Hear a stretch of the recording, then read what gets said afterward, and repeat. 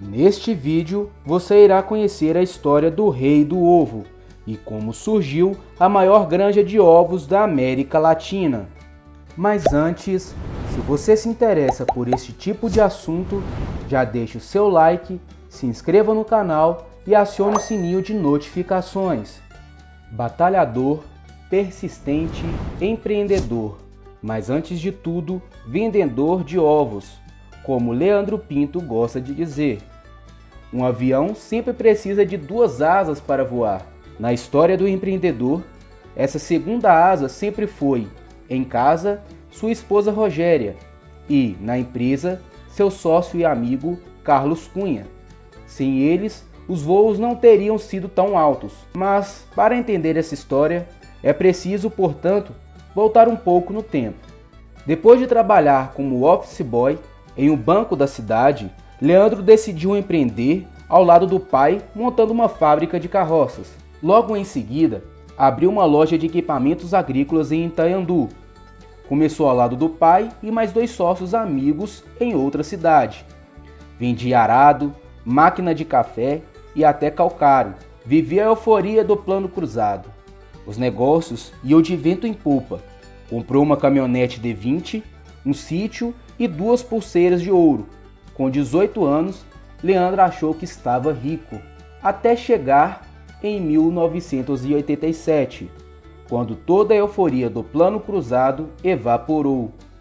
Tudo que eu tinha comprado não valia nem 50% do que eu tinha pago, e não se vendia mais nada. Os juros explodiram. Com isso, eu quebrei.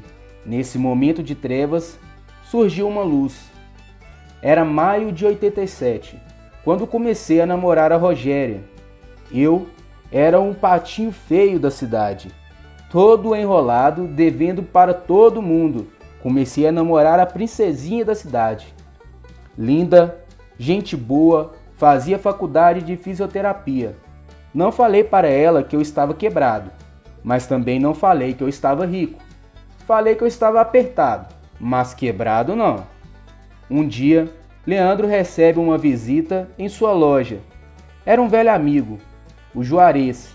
Ele tinha passado por problemas de saúde e ofereceu a Leandro sua granja para que ele cuidasse.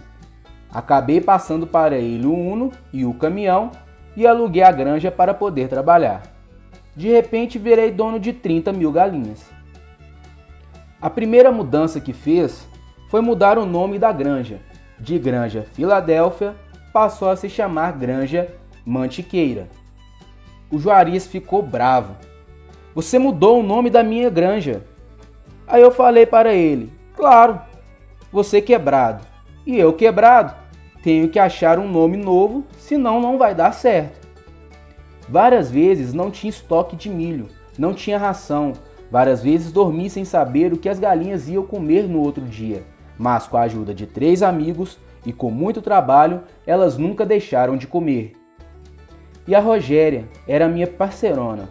Dirigia caminhão, grávida, carregava galinha, me ajudou a levantar a granja. Nesse primeiro ano de granja, 2 situações foram críticas para que ele decidisse se seguiria ou não sendo granjeiro. A primeira foi quando Leandro pediu um milho emprestado e o milho estava contaminado, com toxinas. No primeiro dia, as galinhas botaram menos. No segundo, menos ainda. No terceiro dia, nenhum ovo. Aquele poderia ter sido o fim de tudo. Até o sogro de Leandro sugeriu que ele aproveitasse a situação e vendesse as galinhas para o Horácio, um comprador da região. Mas Leandro não desistiu. Foi até seu maior concorrente, um inimigo comercial, explicou a situação e pegou emprestado 60 mil quilos de ração. No dia seguinte, as galinhas voltaram a botar e, por incrível que pareça, nos outros dias botaram mais do que o normal, compensando naquele mês o volume de produção. Leandro conta que aquele era um teste de fé e que ele tinha passado. A intoxicação das galinhas o levou a atrasar pela primeira vez o salário dos funcionários. Na época, eram cerca de 20 pessoas que trabalhavam na granja. Leandro reuniu todos para conversar e foi sincero. Não tenho dinheiro para pagar vocês hoje, mas eu abri uma conta no supermercado Arco-Íris e na farmácia Nossa Senhora de Fátima. Vocês podem ir lá e pegar o que quiserem, remédio e comida, isso não vai faltar. Daqui a 10 dias eu pago vocês. Leandro prometeu naquele dia que nunca mais atrasaria o salário de ninguém. No ano seguinte, em 1989, o preço do ovo ficou muito bom e a granja começou a dar certo. Era hora de construir a própria granja. Para financiar a construção, Leandro começou a fazer gaiolas para as outras 24 granjas da cidade. De dia, fazia para os outros e de noite para si. Assim, por 3 anos, foi construindo os primeiros galpões. A final de 1993, ele já tinha 14 galpões e era dono de 70 mil galinhas. No ano seguinte, devolveu a granja alugada ao amigo Juarez. Leandro sonhava mesmo em fazer uma granja perto do asfalto.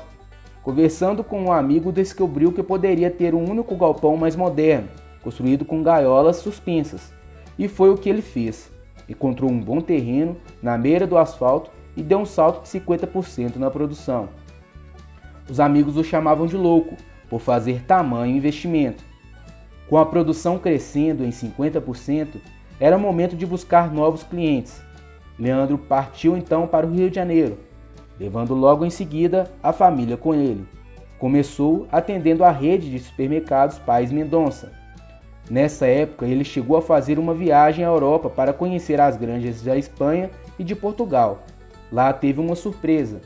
Quando cheguei lá, descobri que esse galpão que eu estava querendo fazer, que era o que tinha de mais moderno do Brasil, eles estavam desmontando e jogando fora. A minha granja de 70 mil galinhas, eles já não tinham há 30 anos. Eu vi que o futuro eram as granjas automatizadas. Então, naquele momento, o empreendedor decidiu criar a primeira granja 100% automatizada do Brasil.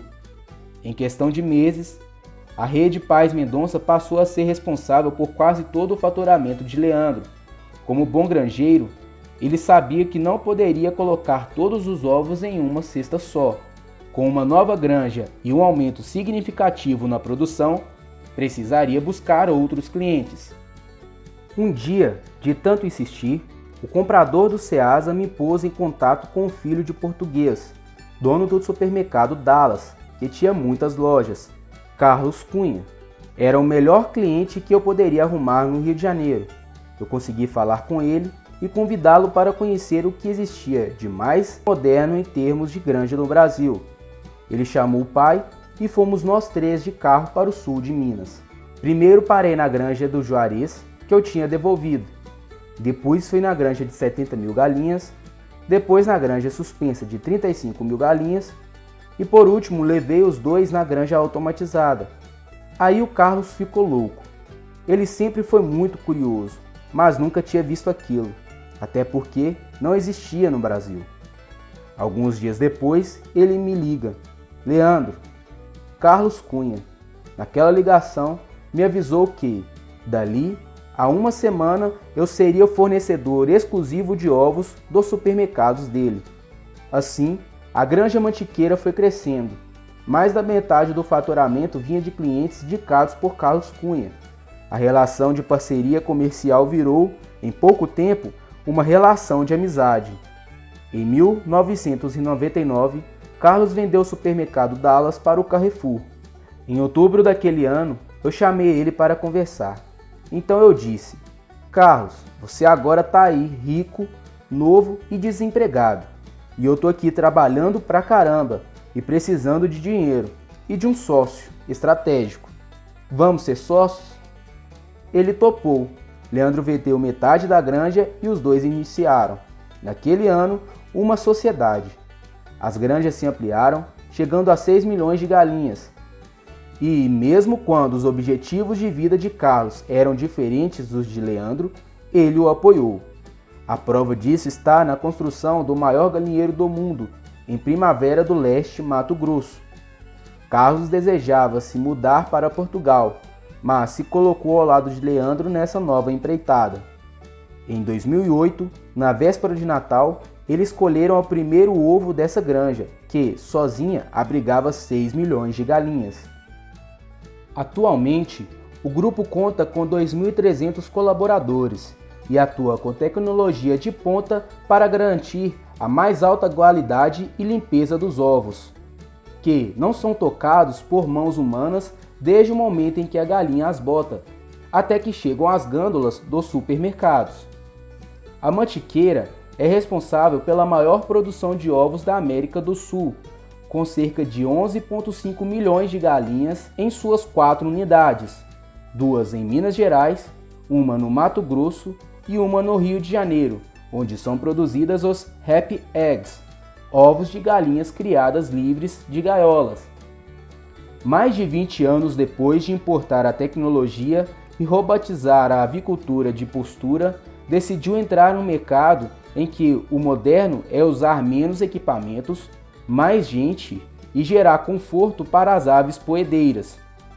É a chamada criação de galinhas felizes, porque os animais ficam livres das minúsculas gaiolas presentes no sistema convencional, que predomina nas granjas brasileiras. Agora é com vocês. Já tinha ouvido falar da história desse empreendedor do agronegócio?